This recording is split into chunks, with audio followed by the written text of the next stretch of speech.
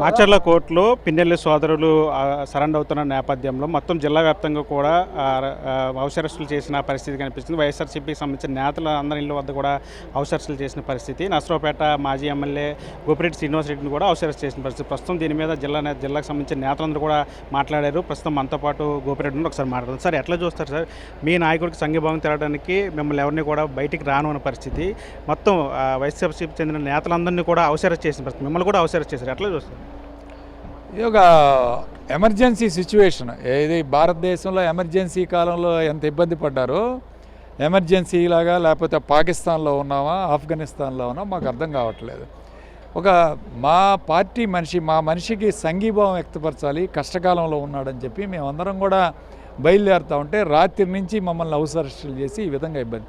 ఒకటే చెప్తా ఉన్నాం, అంటే మా యొక్క హక్కులను కూడా కాలరాసే కార్యక్రమం.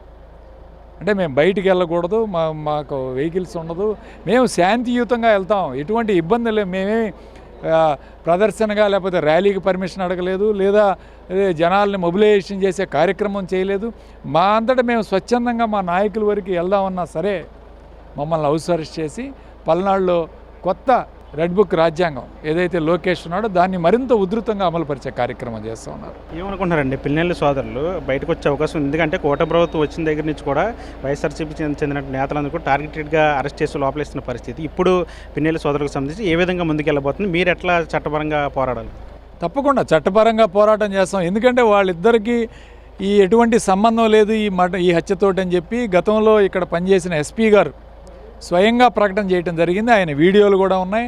ఖచ్చితంగా చట్టపరంగా పోరాటం చేస్తాం. దీన్ని చట్టపరంగా కోర్టులో తేల్చుకోవాల్సిందే కదా. బెయిల్ పిటిషన్స్ హైకోర్టు కానీ లేదా సుప్రీంకోర్టులో, హైకోర్టులో లేకపోతే సుప్రీంకోర్టుకి న్యాయపరంగా చట్టపరంగా చట్టాలంటే మాకు గౌరవం ఉన్నాయి. ఈ పోలీసుల మీద నమ్మకం లేదు, కానీ చట్టపరంగా న్యాయస్థానాల మీద నమ్మకం ఉన్నాయి. న్యాయస్థానంలో ఖచ్చితంగా పోరాటం చేస్తాం. పిన్నెల్లి బ్రదర్స్ ఈరోజు కాకపోయినా రేపైనా ఎప్పుడైనా బయటికి వస్తారు, ఖచ్చితంగా వస్తారు. మళ్ళీ తిరిగి మాచర్లో పోటీ చేయడం కూడా జరుగుతుంది, గెలుపొందడం కూడా జరుగుతుంది. వైఎస్ఆర్సీపీ చెందినటువంటి నేతలను కూడా టార్గెట్గా అరెస్ట్ చేస్తున్న పరిస్థితి కనిపిస్తుంది. కూటమి ప్రభుత్వం వచ్చిన దగ్గర నుంచి కూడా ఇది ఇంకా కంటిన్యూ అవుతున్నది. ఇంకా వైఎస్ఆర్సీపీ చెందిన ముఖ్య నేతలు ఇంకా అరెస్ట్ అవుతారంటూ కూడా ప్రచారం జరుగుతుంది. ఎట్లా చూస్తారు కూటమి ప్రభుత్వ తీరు?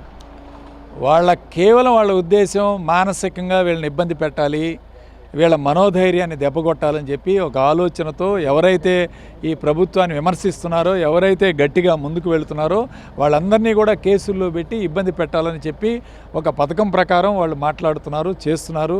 అయినా భయపడేది లేదు. ఒకటే చెప్తాను, బంతి ఎంత గట్టిగా కింద కొడితే అంత గట్టిగా పైకి లెగుస్తుంది. అదేవిధంగా వైఎస్ఆర్ కాంగ్రెస్ పార్టీ కూడా వీళ్ళు ఎన్ని కేసులు పెట్టుకున్నా, ఎన్ని ఇబ్బందులు పెట్టినా తిరిగి మళ్ళీ వైఎస్ఆర్ కాంగ్రెస్ పార్టీ మనోధైర్యంతో, గుండె ధైర్యంతో ఈ రాష్ట్రంలో పోటీ చేస్తాం. మా ధైర్యం ఒకటే, జగన్మోహన్ రెడ్డి గారు మా ధైర్యం. ఆయన ఈ పార్టీ నడిపించేంతకాలం ఈ పార్టీ ఖచ్చితంగా ఆంధ్రప్రదేశ్ రాష్ట్రంలో మళ్ళీ విజయం సాధిస్తుంది. స్థానిక ఎమ్మెల్యే మీ మీద అనేక ఆరోపణలు చేస్తున్నారు. గత 5 ఏళ్లలో చాలా అవినీతి చేశారని చెప్పి ఆరోపణలు చేస్తూ ఉన్నారు. మీరు కూడా విమర్శిస్తూ ఉన్నారు. ఏంటండి మాటల యుద్ధం? ఏం చెప్పాలనుకుంటున్నారు? అంటే అతను పచ్చి అబద్ధాలు చెప్తాడు. పచ్చి అబద్ధాలు చెప్పే కార్యక్రమం ప్రతి ఒక్కటి అబద్ధమే. ఏ అబద్ధం? నర్సరావుపేటలో మనం చెప్తున్నాం 2 ఫ్లైఓవర్లు కట్టించానని చెప్తా ఉన్నాడు, ఉదాహరణకి చెప్తా ఉన్నాడు. మరి మాకెక్కడా కనపట్టంలా ఫ్లైఓవర్లు. అవి కలవట్లు కట్టించి వాటిని ఫ్లైఓవర్లు అని చెప్తున్నాడు. ఈ నర్సరావుపేట నియోజకవర్గంలో 2 ఫ్లైఓవర్లు ఉన్నాయి. అది 2024 ముందే 2 కట్టడం జరిగింది. మరి తర్వాత నుంచి 2 ఫ్లైఓవర్లు అంటే ఎక్కడ కనపట్టలేదు మాకు. ఆయనకి ఏమైనా కనపడితే అడ్రస్ చెప్తే పోయి ఒకసారి చూసి వస్తాం. మరి అది అలాంటి చెత్త ఆరోపణలు అనమాట. మనిషి ఏది మాట్లాడతాడో అర్థం కాదు, ఆయనకి ఏం అబద్ధాలు చెప్తాడో అర్థం కాదు. ఆయన మాట్లాడే అబద్ధాలకి తెలుగుదేశం పార్టీ వాళ్ళే విస్తరించిపోతున్నారు, వాళ్ళే విమర్శిస్తున్నారు. కాబట్టి మేము చెప్పాల్సిన అవసరం లేదు. అలాంటి ఆరోపణలు చేసే వ్యక్తి, అబద్ధాలు చెప్పే వ్యక్తితో పద్దాకలు మేము మాట్లాడలేము, మేము విమర్శించలేము. ఒకటే ప్రజలకు తెలిస్తే చాలు.